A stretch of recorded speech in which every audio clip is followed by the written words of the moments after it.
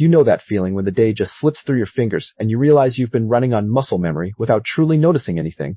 But the good news is that stepping out of that autopilot state can be far gentler and more achievable than you might think. In this video, we're going to look at one specific way you can begin to be more present in your everyday moments. This matters because being present is the foundation for feeling more connected, less rushed, and more in charge of your own experience. As you start to practice this, you may notice that even ordinary activities feel richer and less draining. The thing is, we often assume being present means forcing yourself to focus, when actually it's more about letting go of the need to have your mind everywhere at once. I'm going to guide you through this step by step, keeping it simple and practical so you can actually apply it today. So let's start by understanding what autopilot really looks like and why it's so easy to get stuck there. Living on autopilot is that feeling of going through your day without really noticing what you're doing. It matters because it robs you of the actual experience of your own life, leaving you with a blur of tasks and routines. In simple terms, being present means paying attention to what is happening right now, not lost in thoughts about the past or future. For example, when you wash your hands, you feel the water temperature and the soap on your skin instead of mentally planning your next meeting. A common misunderstanding is that being present requires hours of meditation, but it really just means small moments of awareness throughout the day. The relief here is that you don't have to change your entire schedule to start feeling more alive in your own life. The takeaway is that presence is not a special skill. It is a simple shift in where you place your attention. Now let's look at why this shift matters so much for your everyday well-being. When you are present, your mind stops racing and your body can finally relax.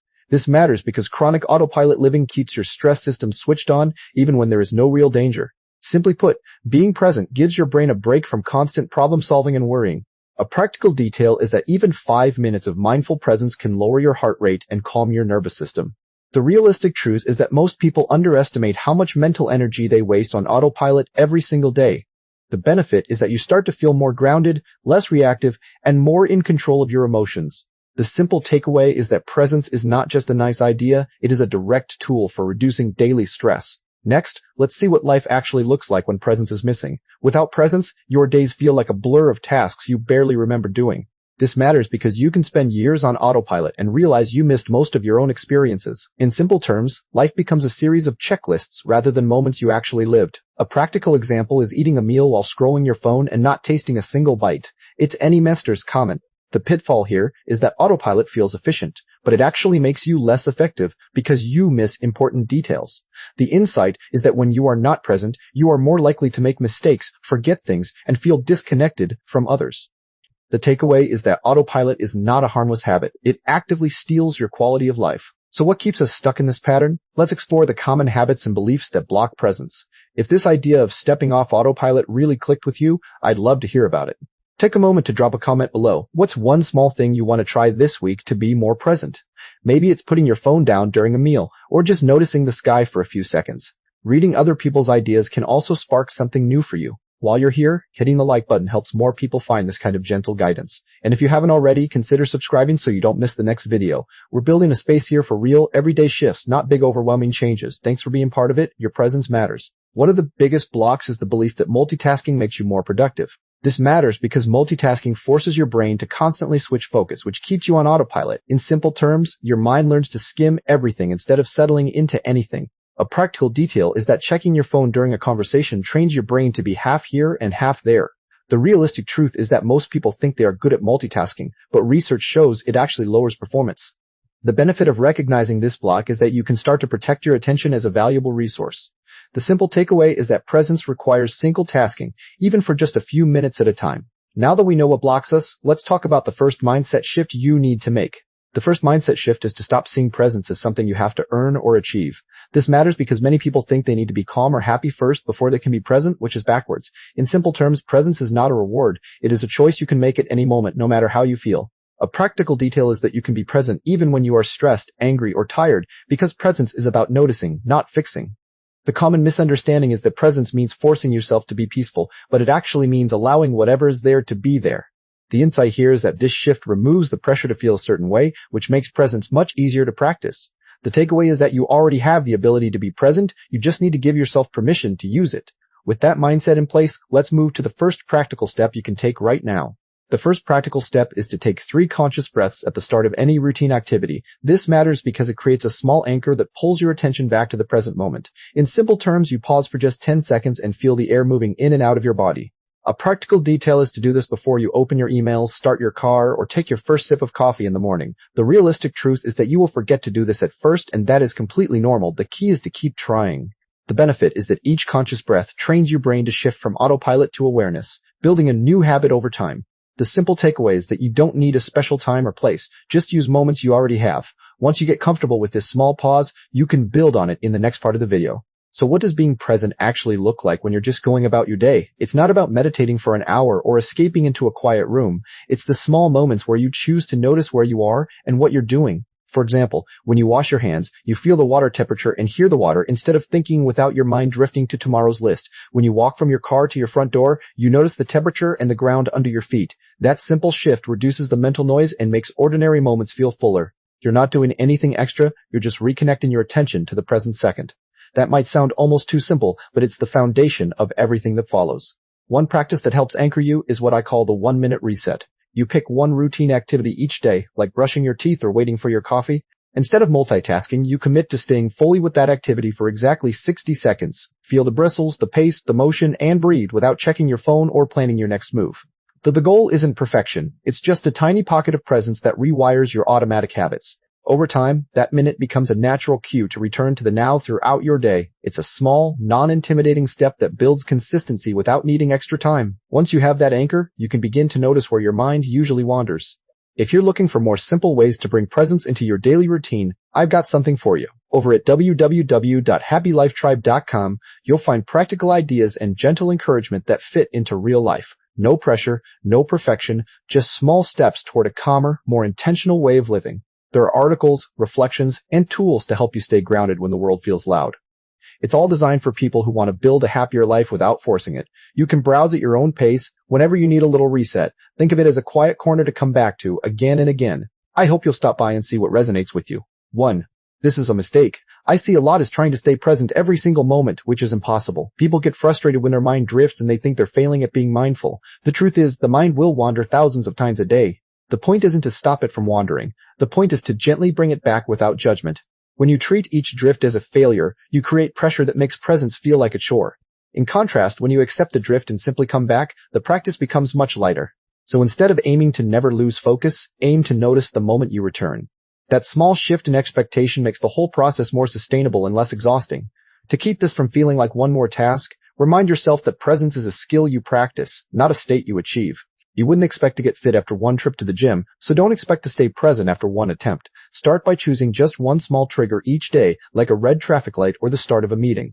When that trigger happens, take one slow breath and notice something specific about the moment. This lowers the bar so low that you can't fail, and that's exactly how new habits stick. The realistic goal is not to be present all day, but to have a few genuine moments of awareness. Those moments accumulate, and over weeks they begin to reshape your default patterns. It's a gentle, gradual process, not an overnight transformation.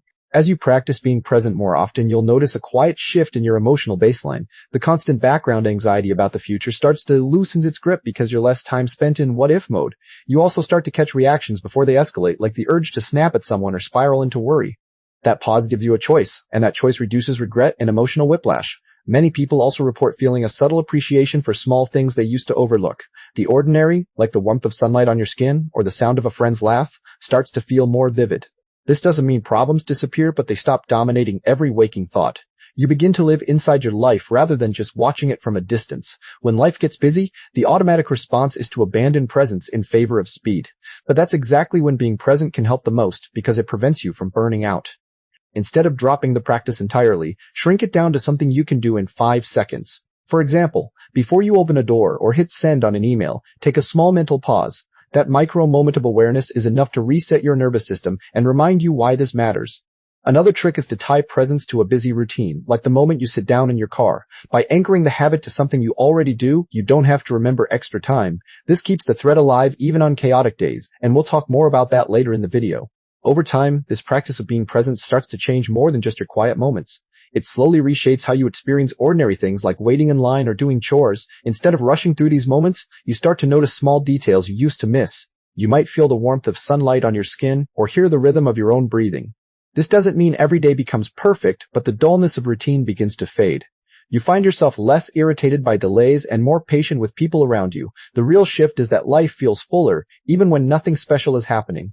This gradual change builds a foundation for deeper calm, which we will talk about next.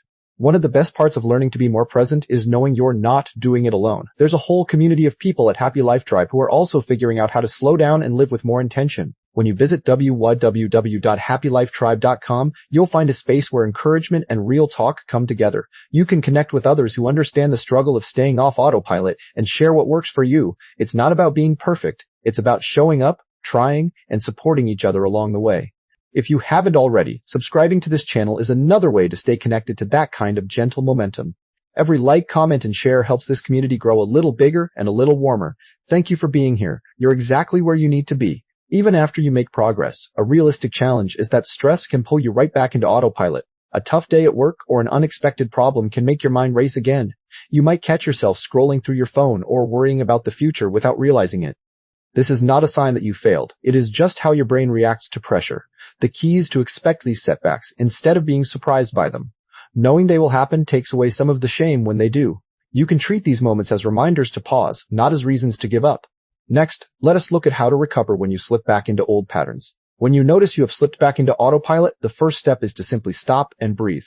Do not criticize yourself for losing focus, because that only keeps you stuck.